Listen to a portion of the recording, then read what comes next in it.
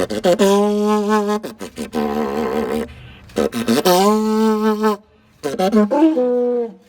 afternoon and welcome to Story Hour at Book and Puppet Company. All Poetry Month, we're reading I'm Just No Good at Rhyming and other books of poetry at Book and Puppet Company here on beautiful Center Square. This book, written by Chris Harris, says other nonsense for mischievous kids and immature grown-ups. And here we go with I'm Just No Good at Rhyming. A door, just a door, nothing more than a door. But it's there where you swear there was no door before. And your world is this room that you're comfortable in. But through there is everywhere you've never been. Now the doorman steps forward and asks with a grin, are you going out or are you staying in?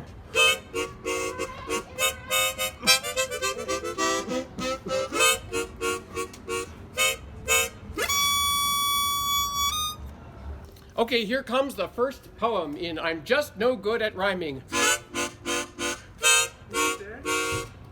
See you later, Bronte. Oh, you're gonna shop over there? Okay. You can still hear. You can still hear too. If I shout loud enough, you can even hear through this computer. Here it goes. And through this. Here it goes. I'm gonna shout. I'm just no good at rhyming. That's the name of the poem.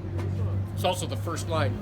I'm just no good at rhyming. And you're not so good at timing. I am too. It makes me feel so bad. I'm just no good at rhyming. And that's why I'm so blue. Blue? My teacher asked if I could find a word that rhymes with hat. It's something that a dog might chase. Aha! I said, a car! A car! Wait a minute. My teacher asked if I could find a word that rhymes with wizard. It's something small and with a tail. Aha! I said, a puppy! That's it! My teacher asked if I could find a word that rhymes with wall. Yeah? It's something you might try to catch. Aha! I said, a lizard! No! I'm just no good at rhyming. I'm sorry, but it's true. I'm just no good at rhyming, and that's why I'm so sad.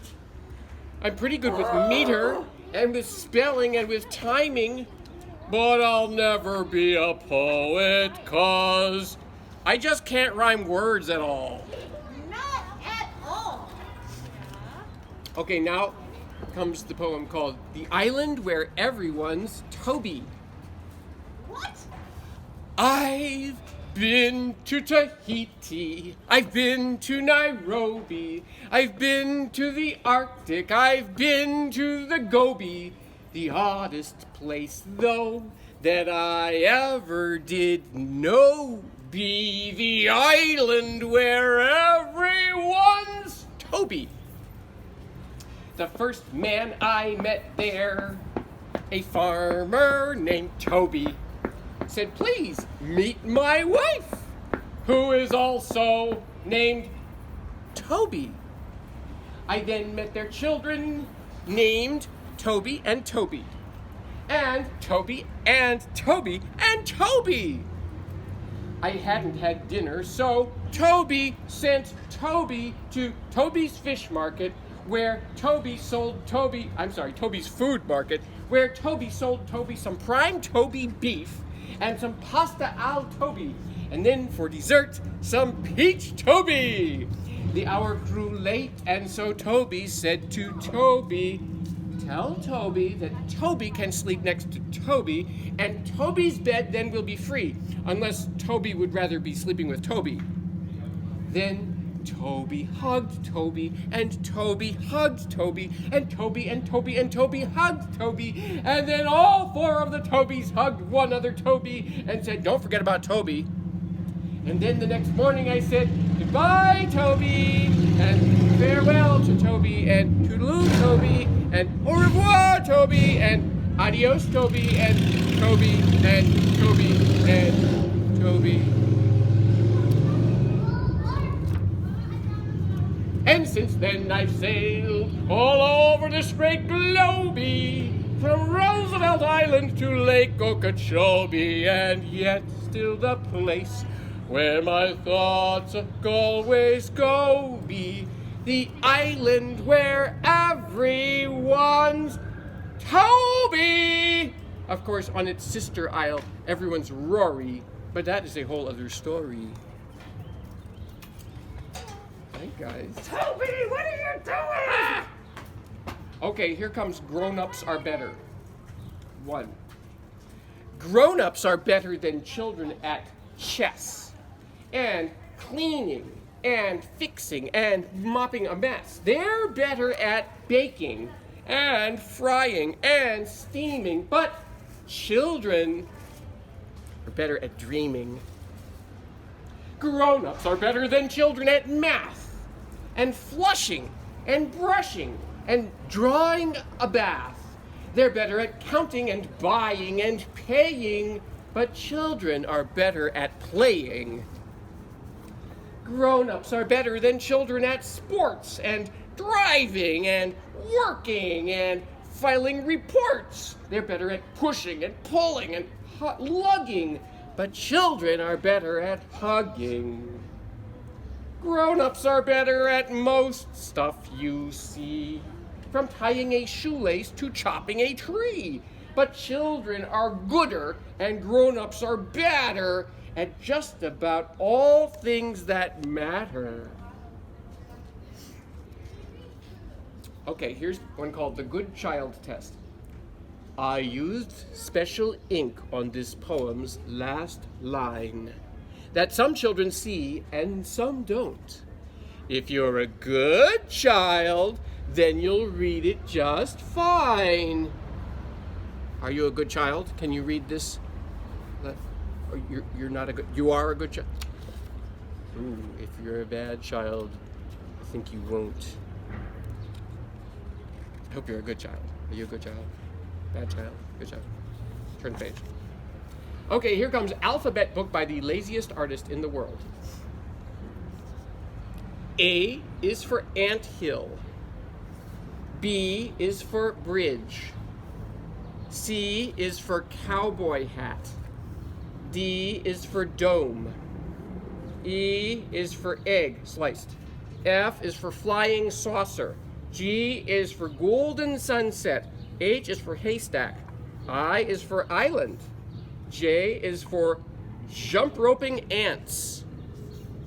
K is for kiwi, halved. L is for Lex Luthor, hiding. M is for mouse hole. N is for nothing. O is for orchestra pit. P is for parabola. Q is for quail under a serving lid. R is for rainbow. S is for St. Louis. T is for tongue trying to touch a nose. U is for upside down seesaw. V is for vault. W is for wart. X is for exactly like the last page. Y is for yurt. Z is for zebra dressed like a ghost for Halloween. Okay, this one's called the one-eyed oar. I've never encountered a one-eyed oar, nor have I heard of this creature before, but surely it's ugly and dripping with gore and dirty and scary and mean to the core. I'm guessing its breath is like fish on day 4. It makes a loud noise like a wheezy whale snore, and greenish push oozes from every pore, and sticky slime plops as it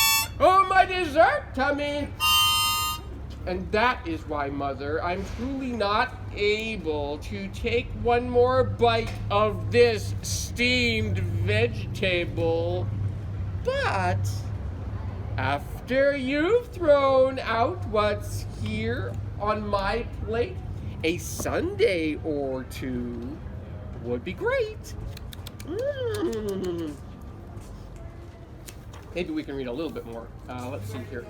Okay, let's see. What's a good one? Oh, how about this one? The last time I ever went down to breakfast without making my bed. Why should I make my bed?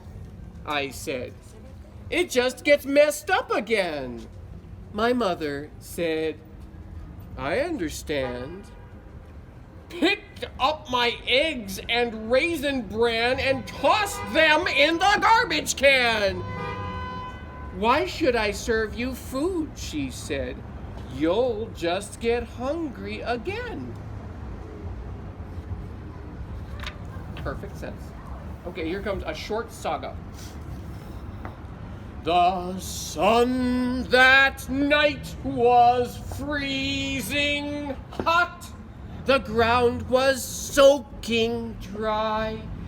I met a man where he was not and greeted him goodbye.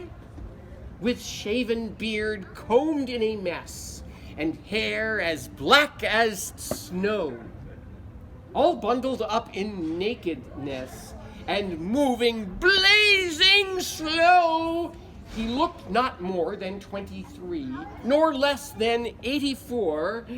Then all at once he gradually let out a quiet He said, I'll speak to you a song in poem without rhyme. It's half as short as twice as long. Then hurry, take your time. And so with breezy gravity and humming while he spoke, he improvised from memory an epic, tragic joke.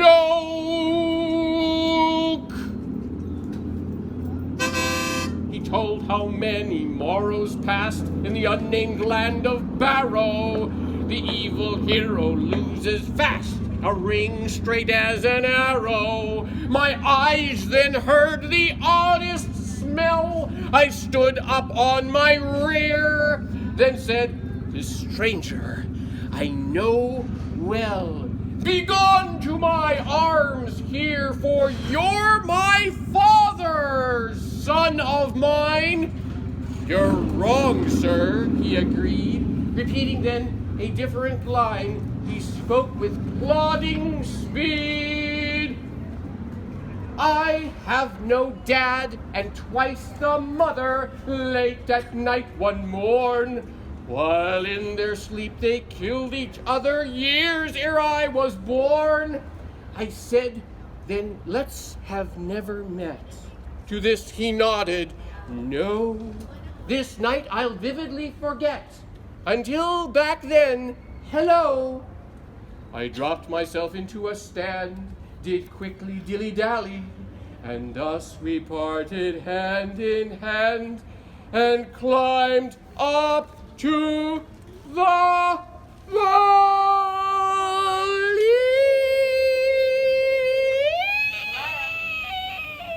Let's go. And that's going to be the end of our reading for today from I'm Just No Good at Rhyming by Chris Harris, illustrated by Lane Smith. And thank you for coming to Story Hour. Bye. Thanks so much. See you next time. Bye.